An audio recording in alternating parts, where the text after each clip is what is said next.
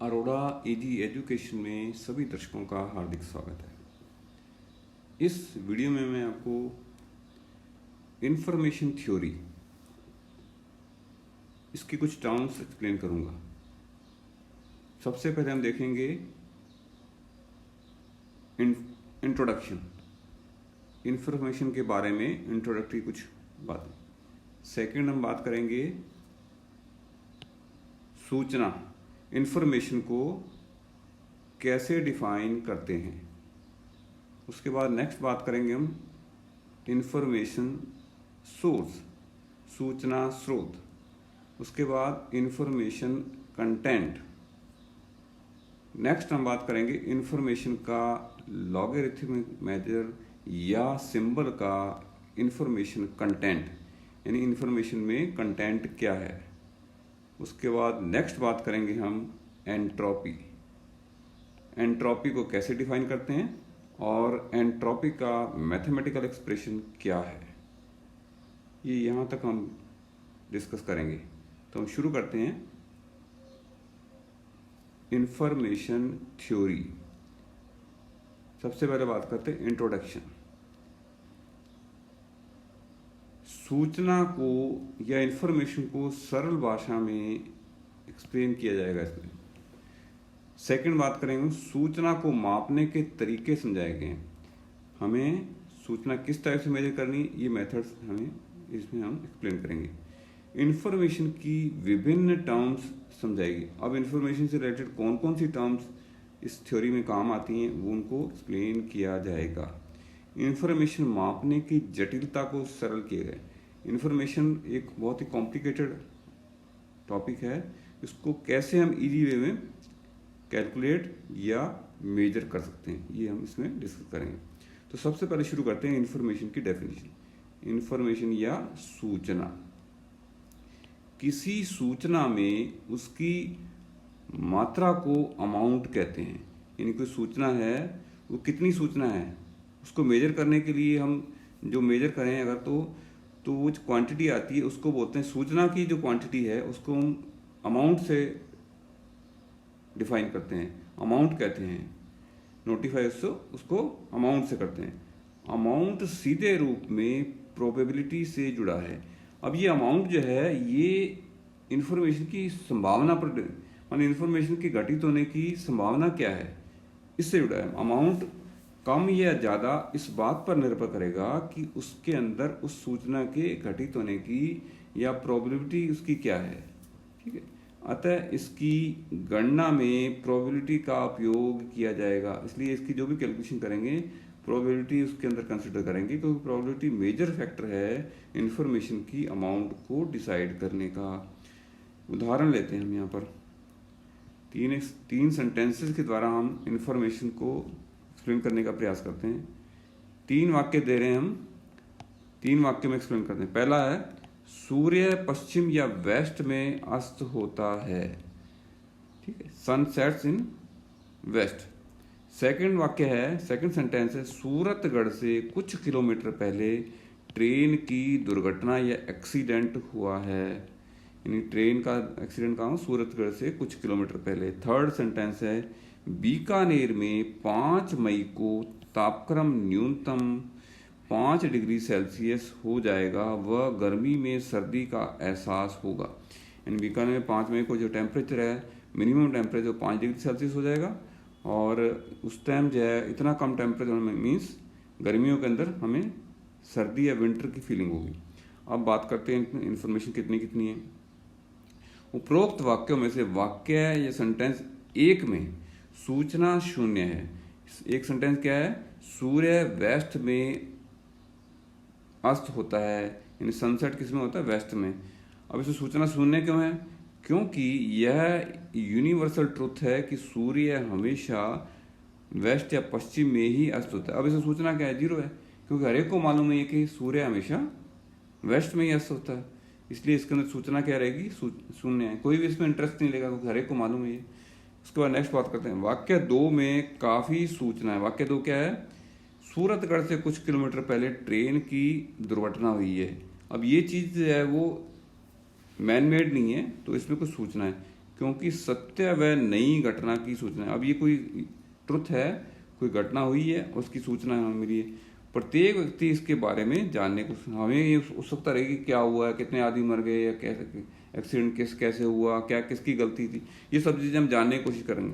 तो इसके अंदर जो है सूचना की मात्रा काफ़ी रहेगी। उसके बाद थर्ड वाक्य की बात करें, वाक्य 3 में भी काफ़ी सूचना है, क्योंकि 5 मई को बीकानेर का तापक्रम कभी भी 5 डिग्री सेल्सियस नहीं रहता है। क्योंकि ये हिस्ट्री देखें, अगर पूरा बैकग्राउंड देखें, पूरा अगर हिस्ट्री चेक करेंगे तो बीकानेर में इस मौसम के अंदर मई के अंदर जो 5 डिग्री सेल्सियस कभी टेम्परेचर रहा ही नहीं है। तो ऐसी ही अगर कोई इन्फॉर्मेशन आती है तो हमें बहुत ज़्यादा उत्सुकता रहेगी, हम पूरा प्रयास जानने की कोशिश करेंगे कि ऐसा क्या हो गया, कितना टेम्परेचर क्यों हो गया, ये सही भी है या गलत है। तो हमें ये इसमें काफ़ी सूचना मिलेगी। तो ये 3 वाक्यों से मैंने ये समझाने का प्रयास किया कि आपकी सूचना की मात्रा जो है वो कैसे जो है वेरी करती है सूचना टू सूचना। अब उसके बाद आते हैं सूचना स्रोत, इन्फॉर्मेशन सोर्स। इन्फॉर्मेशन सोर्स किस टाइप का हो सकता है, ये डिस्क्रीट टाइप का हो सकता है या एनालॉग टाइप का। एनालॉग में लगातार हम रिप्रेजेंट करते हैं उसको, डिस्क्रीट आपका जैसे आपका बाइनरी सिस्टम है, तो डिस्क्रीट टाइप की सूचना भी हो सकती है। एनालॉग भी, इसमें मेमोरी भी हो सकती है, मेमोरी लेस भी हो सकती है। मेमोरी में तो आपकी उसको हम स्टोर कर सकते हैं, मेमोरी लेस के अंदर आपका सूचना जो है एक बार ट्रांसमिट हुई, उसके बाद उसका हमारे पास कोई रिकॉर्ड नहीं रहता है, उसको बोलते हैं मेमोरी लेस। उसके बाद आते हैं इन्फॉर्मेशन कंटेंट। किसी सूचना की गणितीय मात्रा प्रोबेबिलिटी का फंक्शन है। अब किसी सूचना में जो है क्वांटिटी कितनी है, मैथमेटिकल क्वांटिटी कितनी है, उसका वो किसका फंक्शन है, प्रोबेबिलिटी का फंक्शन है। प्रोबेबिलिटी डिसाइड करेगी कि उसमें कंटेंट कितना है इन्फॉर्मेशन का। अब इसमें क्या चीज़ देखनी है हमने, प्रोबेबिलिटी कौन सी चीज़ को सेटिस्फाई करनी चाहिए, सूचना परिणाम की प्रोबेबिलिटी है। सूचना जो है प्रोपोर्शनल है, तो सूचना किसके प्रोपोर्शनल है कि आपका जो है वो रिजल्ट क्या रहेगा उसके ऊपर डिपेंड, उसके प्रोपोर्शनल है। सेकंड क्या, इंडिपेंडेंट आउटकम की सूचना ऐड करनी। अगर कोई सूचनाएं इंडिपेंडेंट्स हैं तो सारी कंप्लीट सूचना की बात करेंगे तो कंप्लीट सूचना में इंडिपेंडेंट सूचनाओं को हमें जोड़ना पड़ेगा, और डिपेंडेंट है तो एक ही सूचना रहेगी। अब आते हैं इन्फॉर्मेशन का लॉगरिथम मेजर। इन्फॉर्मेशन का लॉगरिथम मेजर या सिंबल का इन्फॉर्मेशन कंटेंट। तो इन्फॉर्मेशन को मेजर करने के लिए लॉगरिथम एक इक्वेशन कहाँ मिलेंगे, तो किस टाइप से मेजर करते हैं वो हम इसको एक्सप्लेन करते हैं। परिभाषा, यदि x1 x2 xn discrete memory sources हैं, तो ये डिस्क्रीट मेमोरी सोर्सेज हैं x1 x2 xn तक, तो सिंबल xi को इन्फॉर्मेशन की मात्रा को IXI द्वारा तो अगर सिंबल XI, इसमें कोई सिंबल XI, हम जनरल टर्म्स की बात कर रहे हैं, सिंबल XI की इन्फॉर्मेशन अगर को हम रिप्रेजेंट कैसे करें IXI से, तो IXI को कैसे लिखेंगे, IXI is equal to log base B 1/PXI is equal to minus log B PXI। अब इसको लॉग के रूल के अकॉर्डिंग हमने सिंप्लीफाई किया, PXI को ऊपर लेके पावर -1 होगी, -1 लॉग की डेफिनेशन अकॉर्डिंग आगे आ जाएगा, तो माइनस लॉग B PXI। यहाँ PXI सिंबल XI के घटित होने की प्रोबेबिलिटी है। तो PXI क्या है यहाँ कि सिंबल XI जो है वो घटित होगा या नहीं होगा, इसकी संभावना कितनी है। तो संभावना, प्रोबेबिलिटी ज़्यादा होती है संभावना ज़्यादा होती है, प्रोबेबिलिटी कम होती है तो संभावना कम होती है। IXI की प्रॉपर्टी, अब IXI को हमने थोड़ा प्रिंट करने की, IXI is equal to 0। IXI 0 हो जाए यानी कि इन्फॉर्मेशन आपका कंटेंट 0 है, इसका मतलब PXI इज इक्वल टू 1। अब लॉग इक्वेशन के अंदर PXI अगर 1 होगा तो 1/1 तो log 1 0 हो जाता है। तो PXI अगर 1 हो तो IXI 0 होगा, यानी इन्फॉर्मेशन कंटेंट 0 होगा, यानी संभावना हाईएस्ट, यानी वो घटना होगी ही होगी, संभावना हाईएस्ट इन्फॉर्मेशन होगी नहीं उसमें। इसी टाइप से IXI अगर 0 या 0 से ज़्यादा हो तो इसमें कुछ इन्फॉर्मेशन की संभावना रहेगी। तो यदि हम अब IXI ग्रेटर देन IXJ अगर हो, दो अगर सिंबल्स के घटित होने की में इंफॉर्मेशन की बात करें, यदि उनकी XI की इंफॉर्मेशन J से ज़्यादा है, इसका मतलब क्योंकि P जो है आपका डिनोमिनेटर में आता है, तो प्रोबेबिलिटी XI की जो है वो कम होगी, किससे, XJ से। तो ये एक इंफॉर्मेशन कंपेयर करके दिखाया है। और यदि इंडिपेंडेंट की बात हो, अगर दो इंडिपेंडेंट इंफॉर्मेशन हो आई एक्स आई एक्स जे, तो उनको एडिशन कर देंगे आई एक्स आई प्लस आई एक्स जे। यदि एक्स आई व एक्स जे इंडिपेंडेंट है, यानी एक्स आई और एक्स जे बिल्कुल अलग अलग हैं, तो इसमें आपका ये टोटल इन्फॉर्मेशन जो है कंटेंट जुड़ जाएगा। आई एक्स आई की यूनिट बी इजिकल टू 2 पर बिट। अब आई एक्स आई की यूनिट किस पर डिपेंड करेगी, ये लॉगरिथमिक टर्म है, तो ये बी बेस अगर 2 हो जाए तो इसको बोलते हैं बिट।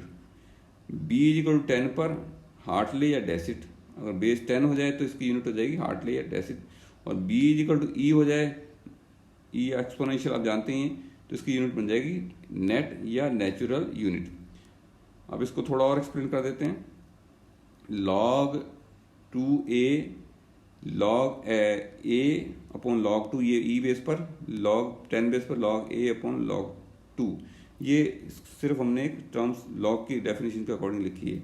आई एक्स आई की कुछ property, I X I P X I अनंत की तरफ बढ़ेगी तो आई एक्स आई 0 की तरफ बढ़ेगा, यानी प्रोबेबिलिटी बहुत ज़्यादा होगी तो इन्फॉर्मेशन 0 होती जाएगी।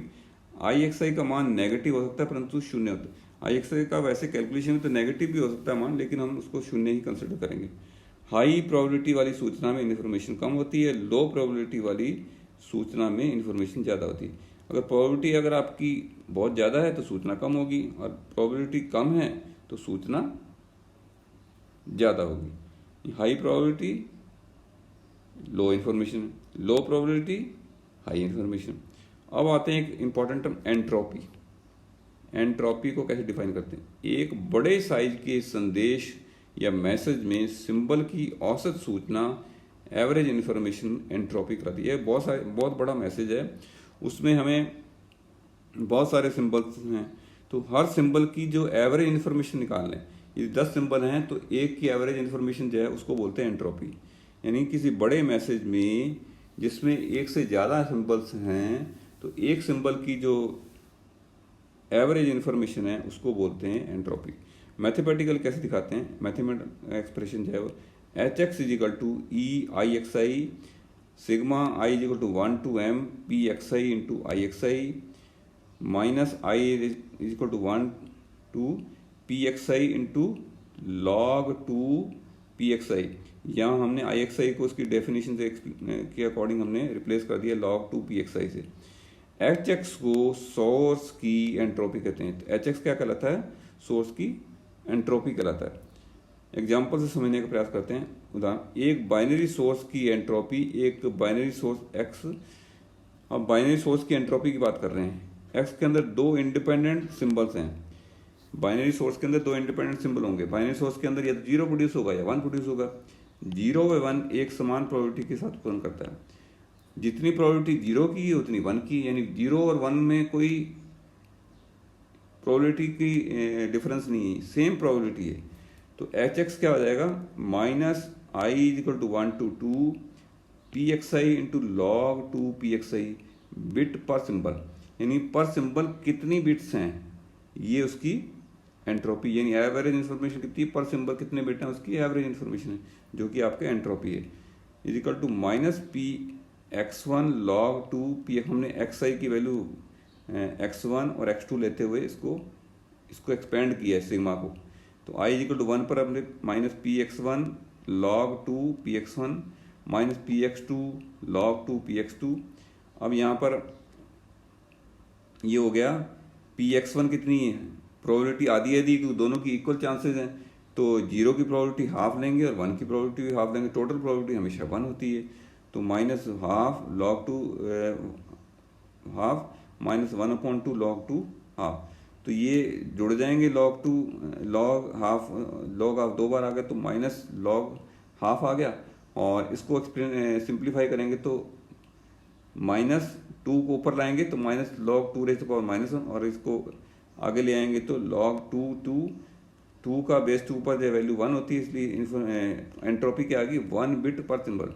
तो बाइनरी सोर्स की जो एंट्रोपी क्या होगी 1 बिट पर, हर सिंबल के अंदर एक ही बिट है, या 0 है या 1 है, तो इसकी एंट्रोपी यानी एवरेज इन्फॉर्मेशन आपके 1 बिट पर सिंबल।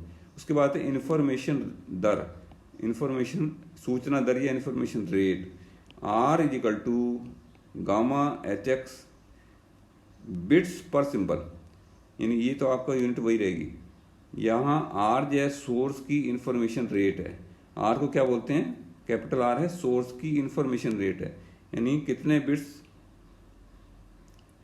तो यहाँ सोर्स x द्वारा r सिंबल्स प्रति सेकंड उत्पन्न होते हैं। अब सोर्स यदि x जो है वो r सिंबल्स प्रति सेकंड उत्पन्न कर रहे हैं, r ये आगे हमने r जो लिया है इसका मतलब ये कि कितने सिंबल्स पर सेकंड प्रोड्यूस हो रहे हैं। तो टोटल एवरेज कितनी है आपकी hx है, तो रेट कितना आ जाएगा, इन्फॉर्मेशन रेट आ जाएगा वो आपकी बिट्स पर सेकंड। तो इसलिए hx is equal to information की एंट्रोपी है या एवरेज इन्फॉर्मेशन है। और hx आप ऑलरेडी हम डिफाइन कर चुके हैं।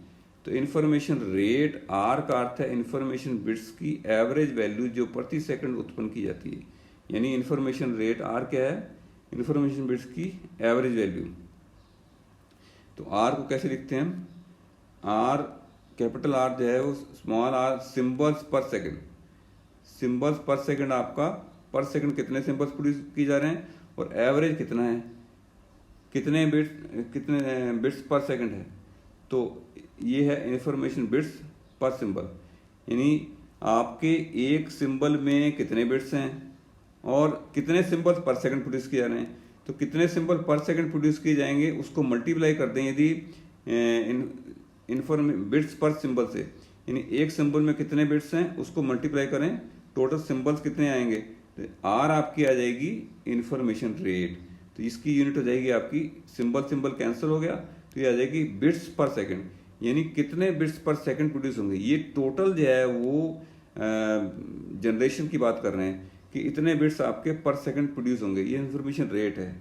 ठीक है, सारी कंप्लीट जितने भी सिंबल्स हैं उनके सारों को कंसिडर करते हुए आपकी जो एवरेज जो है ये आर बताएगी कि कितने सिंबल्स पर सेकंड जो है वो, कितने सिंबल पर सेकंड जो है वो प्रोड्यूस किए जा रहे हैं।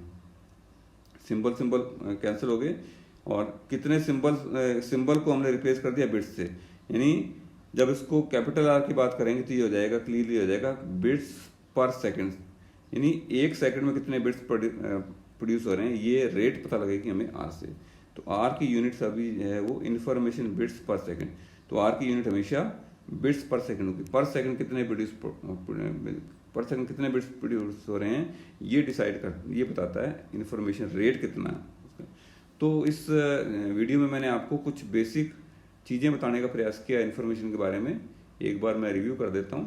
पहला हमने बताया इंट्रोडक्टरी चीज़ें, उसके बाद मैंने इन्फॉर्मेशन को कैसे डिफाइन करते हैं ये बताया आपको, उसके बाद information source, information content, information का लॉगरिथम मेजर कैसे करते हैं, कौन सी इक्वेशन से उसको डिफाइन करते हैं, और लास्ट में मैंने आपको बताया एंट्रोपी को कैसे डिफाइन करते हैं।